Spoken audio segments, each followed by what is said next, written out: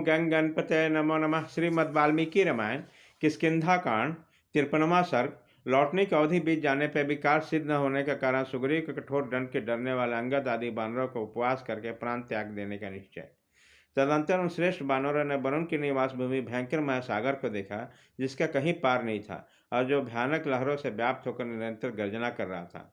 मायासुर के अपने माया द्वारा बनाए हुए पर्वत की दुर्गम गुफा से सीता को खोज करते हुए उस बानरों का यह 1 मास बीत गया, जिसे राजा सुग्रीव ने लौटने का समय निश्चित किया। विंध्यगिरी के पास पर्वत पर, जहाँ के वृक्ष फूलों से लदे थे, बैठकर सभी महात्मा बानर चिंता करने लगे। जो बसंत ऋतु में फलते हैं, उन आम आदि वृक्षों के डालियों में मंजरी और फूलों से अधिक भार को झुकी हुई तथा सैकड़ों लता बेलों से व्याप्त हुए सभी सुग्रीव के भय से थर्रा उठे। वो शरत काल में चले थे और शिशिर ऋतु आ गई थी, इसलिए उनका भय बढ़ गया था। वे एक दूसरे को यह बताकर कि अब बसंत का समय आना चाहता है, राजा के आदेश के अनुसार 1 मास के भीतर जो काम कर लेना चाहिए वह न कर देने या नष्ट कर देने के कारण भय के मारे पृथ्वी पर गिर पड़े।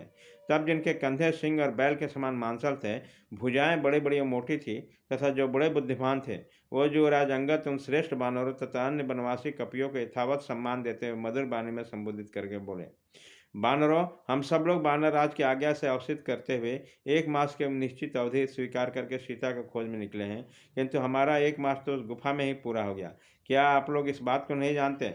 जब हम चले थे तब से लौटने के लिए जो मास निर्धारित हो गया वह भी बीत गया। अतः अब आगे क्या करना चाहिए? आप लोग का राजा का विश्वास प्राप्त है, आप नीति मार्ग में निपुण हैं और स्वामी के हित में तत्पर रहते हैं, इसलिए आप लोग यथासंभव सब कार्यों में नियुक्त किए गए हैं। कार्य सिद्ध करने में आप लोगों की समानता करने वाला कोई नहीं है। आप सभी अपने पुरुषार्थ के लिए सभी दिशाओं में व्याप्त है। इस समय बानरराज सुग्रीव की आज्ञा से मुझे आगे करके आप लोग जिस कार्य के लिए निकले थे उसमें आप और हम सफल न हो सकें, ऐसी दशा में हम लोगों को अपने प्राणों से हाथ धोना पड़ेगा। इसमें संचय नहीं है। भला बानरराज के आदेश के पालन न करके कौन सुखी रह सकता है? स्वयं सुग्रीव ने भी जो इस समय निश्चित किया था, उसके बीच जाने पर सब बानरों के लिए उपवास करके प्राण त्याग देना ही कठिन ठीक जान पड़ता था। सुग्रीव स्वभाव से कठोर थे, फिर उन सब तो हमारे राजा के पद पर स्थित थे। जब हम अपराध करके जाएंगे तो कभी हमें क्षमा नहीं करेंगे। उल्टे स्त्री सीता का समाचार न पाने पे हमारा वध ही कर डालेंगे। अतः हमें आज ही स्त्री पुत्र धन संपत्ति घर द्वार मोह छोड़कर मरणावंत उपवास आरंभ करना चाहिए।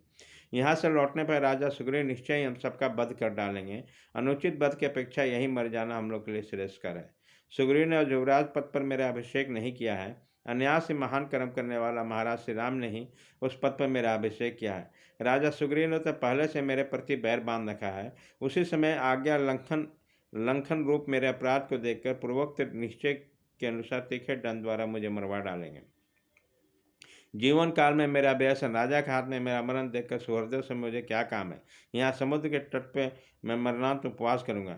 युवराज बाली की अंगद कुमार की बात सुनकर सभी श्रेष्ठ बालक क्रुद्ध स्वर में बोले, सचमुच सुग्रीव का स्वभाव बड़ा कठोर है। उधर श्री रामचंद्र जी के अपनी पिता सीता के लिए अनुरक्त हैं। सीता को खोज कर लौटने के लिए जो अवधि निश्चित की गई है, उस समय व्यतीत हो जाने पर भी यदि हम कार्य किए बिना ही वहाँ उपस्थित होंगे तो उस अवस्था में हमें देखकर विजय कुमारी का दर्शन किए बिना हमें लौटा हुआ जानकर श्री रामचंद्र जी प्रिय करने की इच्छा से सुग्रीव हमें मरवा डालेंगे। इसमें संचय नहीं है। अतः अपराधी पुरुष को स्वामी के पास लौटकर जाना कदापि उचित नहीं है। हम सुग्रीव के प्रधान सहयोगी या सेवक होने के कारण इधर उधर भेजने आए थे। यहाँ पर सीता का दर्शन करके अथवा उनका समाचार जानकर वे सुग्रीव के पास नहीं जाएंगे तो अवश्य हमें जमलोक जाना पड़ेगा। भय से पीड़ित हुए इन बानरों का वचन सुनकर तार ने कहा, यहाँ बैठकर विषाद करने से कोई लाभ नहीं है। यदि आप लोग को ठीक जचे तो हम सब लोग स्वयं प्रभा के गुफा में प्रवेश करके निवास करें। वह गुफा माया से निर्मित होने के कारण अत्यंत दुर्गम है। वहाँ फल मूल जल और खाने पीने की दूसरी वस्तुएं भी प्रचुर मात्रा में उपलब्ध है। अतः उसमें हमें न तो देवराज इंद्र न श्री रामचंद्र जी से न बानरराज सुग्रीव से भी भय है।